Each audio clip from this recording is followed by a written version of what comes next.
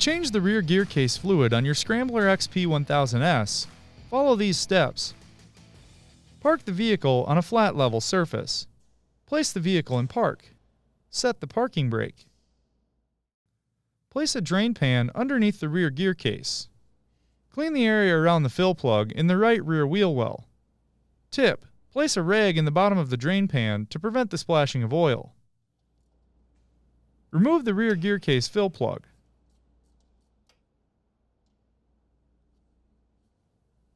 Clean the area around the drain plug. Remove the drain plug and allow the oil to drain completely.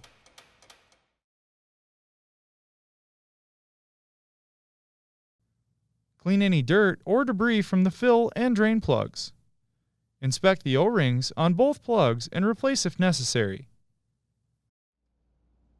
Reinstall the drain plug and torque to specification. Fill the gear case through the fill plug hole until oil reaches the bottom of the threads and begins to spill out. Reinstall the gear case fill plug and torque to specification.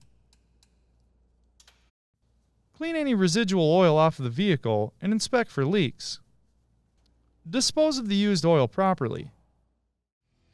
For more information, see your authorized Polaris dealer or visit Polaris.com.